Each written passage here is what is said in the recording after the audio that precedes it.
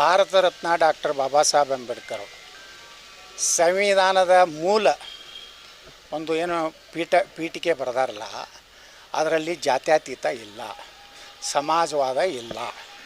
ಬಾಬಾ ಸಾಹೇಬ್ ಅಂಬೇಡ್ಕರ್ ಅವರು ಕೊಟ್ಟಂಥ ಮೂಲ ಏನು ಸಂವಿಧಾನದ ಮೂಲ ಪುಟ ಏನಿದೆ ಅದು ಏನು ಅವ್ರು ಬರ್ದಾರೆ ಅದು ಅಷ್ಟೇ ಇರ್ಬೇಕಂತ ನಮ್ಮದು RSSನವರು ನಮ್ಮ ಏನು ಇವರು ದತ್ತಾತ್ರೇಯಜಿ ಹೊಸಬಾಳೆಜಿ ಅವರು ಅದನ್ನು ಹೇಳ್ಯಾರ. ಅದು ಸತ್ಯ ಇದೆ, ನಮ್ಮದು ಎಲ್ಲ ಅದಕ್ಕೆ ಬೆಂಬಲ ಇದೆ.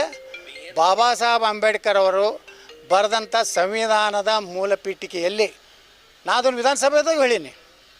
ನಾ ಅದಕ್ಕೆ ತಕರಾರು ಮಾಡಿದೆವು. ನಮ್ಮ ಸ್ಪೀಕರ್ ಅದು ನಮ್ಮ ಕಡೆ ಓದಿಸ್ಲಾಕತ್ತಿದ್ರು, ನಾವು ಓದೋದಿಲ್ಲ ತಿಳಿದು. ಈ ಶಬ್ದಗಳೇ ಎಲ್ಲ ಅಂಬೇಡ್ಕರ್ ಅವ್ರು ಬರ್ತಿತ್ತು. ಇವರೆಲ್ಲ ತಿದ್ದಿ ಸುಮಾರು 106 ಸಲ ತಿದ್ದ್ಯಾರ ನಮ್ಮ ಸಂವಿಧಾನ. ಅಂಬೇಡ್ಕರ್ ಅವ್ರಿಗೆ ಅಪಮಾನ ಹೆಚ್ಚು ಮಾಡಿದ್ರೆ ಕಾಂಗ್ರೆಸ್ನವ್ರು.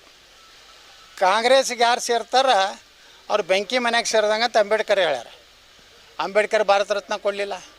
ಅಂಬೇಡ್ಕರ್ ರಾಜೀನಾಮೆ ಕೊಟ್ಟು ಅವ್ರನ್ನ ಹೊರಗೆ ಹೋಗಂಗೆ ಮಾಡಿದ್ರು, ಕೆಲವೊಂದು ಕಾನೂನುಗಳನ್ನು ತರಬೇಕಂತ ಮಾಡಿದರು. ಅಂಬೇಡ್ಕರ್ಗೆ ಹೆಚ್ಚು ಅಪಮಾನ ಈ ದೇಶನಾಗ ಯಾರು ಮಾಡಿದ್ರು ಕಾಂಗ್ರೆಸ್.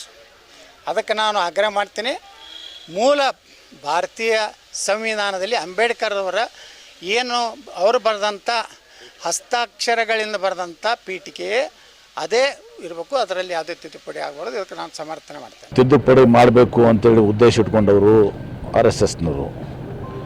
ಹಿಂದೇನೂ ಕೂಡ ಆನಂದ್ ಕುಮಾರ್ ಹೆಗಡೆ ಹೇಳಿದ್ರು, ಕೇಂದ್ರ ಸಚಿವರಾಗಿ ನಾವು ಅಧಿಕಾರಕ್ಕೆ ಬಂದಿದ್ದೆ ಸಂವಿಧಾನ ಬದಲಾವಣೆ ಮಾಡಲಿಕ್ಕೆ ಅಂಥೇಳಿ.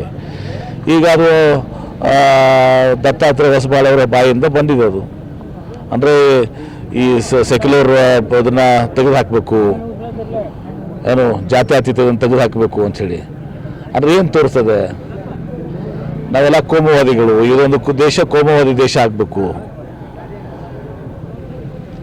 ಸಂವಿಧಾನ ಪ್ರಿನ್ಸಿಪಲ್ಸ್ ಏನಿದೆ, ಸಿದ್ಧಾಂತ ಏನಿದೆ, ಆಶಯ ಏನಿದೆ, ಡಾಕ್ಟರ್ ಬಾಬಾ ಸಾಹೇಬ್ ಅಂಬೇಡ್ಕರ್ ಅವರು ಭಾರತ ದೇಶ ಪ್ರಜಾಸತ್ತಾತ್ಮಕ ದೇಶ, ಇಲ್ಲಿ ಎಲ್ಲ ಜಾತಿ ಜನರು ಎಲ್ಲ ಧರ್ಮಗಳು ಸೇರಿಕೊಂಡು ಇವತ್ತು ಒಂದು ಭ್ರಾತೃತ್ವ ಇರುವಂಥದ್ದು ಸೆಕ್ಯುಲರ್ ರಾಷ್ಟ್ರ ಇದು ಅಂಥೇಳಿ ಡಾಕ್ಟರ್ ಬಾಬಾ ಸಾಹೇಬ್ ಅಂಬೇಡ್ಕರ್ ಕನಸು. ಇವರು ಡಾಕ್ಟರ್ ಬಾಬಾ ಸಾಹೇಬ್ ಅಂಬೇಡ್ಕರ್ ಸಂವಿಧಾನವನ್ನು ತಿದ್ದಿ ಮತ್ತೆ ಇವರು ಹಳೆ ಇದೇನಿದೆಯಲ್ಲ ಮನುವಾದ ಮನುಸ್ಮೃತಿ ಅದನ್ನು ಸಂವಿಧಾನ ಮಾಡಬೇಕಂತ ಹೋಗುವಂಥವ್ರು. ಹೀಗಾಗಿ ಇದನ್ನು ಯಾರೂ ಕೂಡ ಭಾರತದ ದೇಶ ಜನ ಒಪ್ಪೋದಿಲ್ಲ. ಇದನ್ನು ತೀವ್ರವಾಗಿ ನಾವು ಖಂಡನೆ ಮಾಡ್ತೀವಿ. ಇದು BJPಯ ಹುನ್ನಾರ.